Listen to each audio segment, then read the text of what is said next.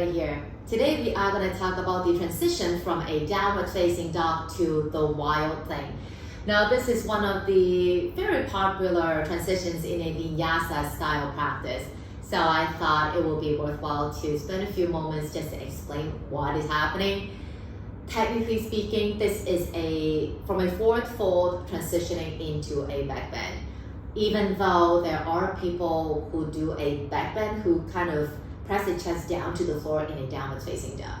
But then if you just look at the shape, like the general shape of the down dog is more like a forward fold than an actual back bend.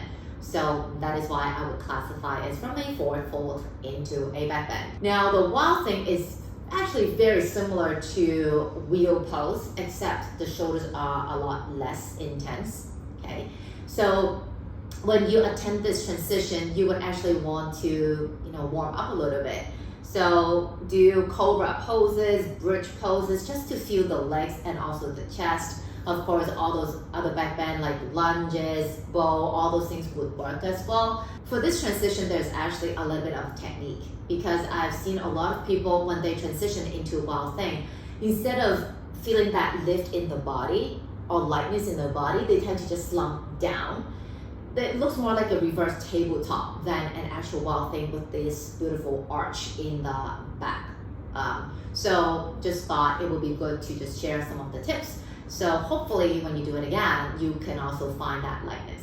I will be showing you two options. One option is for down dog with the heels down onto the mat. Another version is the heels lifting up, simply because body conditions vary. So some of us would have tighter lower back, tighter hamstrings, but you can still do a wild thing. Okay, so check it out. So the first version would be for those of us with the heels on the floor. So especially if your heels could be down on the mat, you want to press the heels more down onto the floor, and I will be doing the left side. Lift the left leg up and bend the knee and open the hip. Now from here, you actually want to feel the left leg kind of reaching your body to the right side as you plant the right heel down to the floor. Lengthen the left leg, open the chest, arms is still pushing. Now from here, you are going to keep the hips up high, okay? Belly maybe slightly hugging in, and then you are going to turn the left, turn the right toes in, come into the outer edge of the right foot, and then pick the left leg up. From here, keep the hips high, and then gently open the chest and softly land the left toes down to the floor. Once the left toes touch the mat, press the right foot into the mat, straighten the right leg, and draw the chest up. So the left arm could be anywhere, maybe up to the sky, maybe overhead.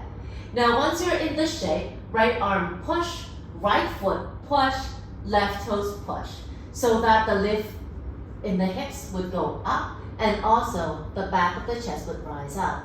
You can look down the floor, look up at the sky, whatever that you feel good. Okay? And then when you flip back, starting from your hips, lift the left leg up, okay, belly hug in, hips high, hips high, hips high, left hand down, and then place the left foot down to the floor. So sorry, that was really slow. I'll do it a little bit faster in the next one, simply because I want to break everything down, okay? So as you can see, I always do the transition with the hips lifting up. And how to lift the hips up, the right arm needs to be constantly pushing the floor away. So you want to feel a lot of length in the body. The left leg, the one that's lifting you up to the sky, keep it long. If you feel the leg is it feels short, then you're just gonna slump all the way down to the floor. So if your leg can feel that reach away from the body, then when the toes actually land on the mat or on the floor, it's going to be light. And you do want to land the toes down to the floor, not the entire foot, because when the entire foot lands on the floor, chances are you feel a lot lower and you feel that you cannot push up anymore. So when the toes are on the mat or on the floor, then you can feel that lift. Just gonna do it again, a little bit faster this time, so you can see the actual transition.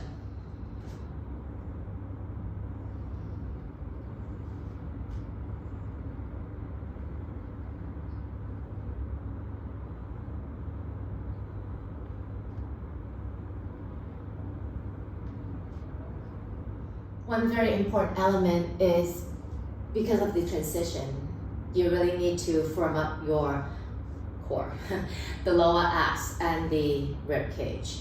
Because the lower back is actually very mobile. If you don't secure or don't stabilize it with the engagement of the lower abdomen, if you do it too much and too quick, then sometimes the lower back might not feel too happy afterwards.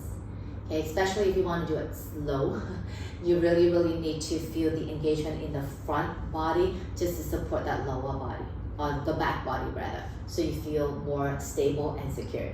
Now I'm going to show you the version with the knees bending. Check it out.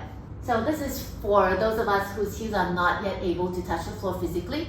So if you're here, then just bend your knees. Once you bend your knees, make sure you can still open the armpits. That's the purpose of bending your knees, so that you don't have to kind of collapse into or really struggle into holding that downward facing dog. Now from here, I'm going to do the same side again. So left leg goes up and try to find that length.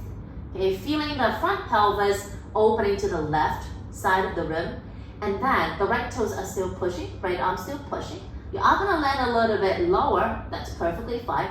Maybe come onto that left fingertips, and then gently flip. Keeping the hips up high, flip. So once you're here, then stretch your right leg out and lift. Okay. So what you want to do is you want to feel the grounding of the right foot, able to push the floor away, and the left toes pushing as well. Okay, once you're here, once you're like, okay, I'm done, I gotta go back, then again, belly hug in, and then just come back in. And so that is it for the transition. It's actually a very graceful, and I find it super beautiful. Just wafting is a very beautiful shape. But then, because we always do this during a vinyasa style practice, chances are we're moving quite quickly, and vinyasas are kind of tiring as well. So if you feel tired anytime, don't do it. I suggest you don't do it and just stay in a down dog. Rather stay in a down dog, really feel your body, how's everything, is your body working the way that it should be, or is starting to collapse? Instead of just throwing yourself into the shape, okay? If you can do it slow, do it slow. It feels a lot more effort is needed, but then with the control comes the power, and also comes more time to observe how your body moves and how you should engage the body and the muscles, just to keep your practice lighter and safer. Okay. Hope that helps. Please like, share, and comment, and also subscribe to my channel if you haven't done so. I'll see you again soon. Take care.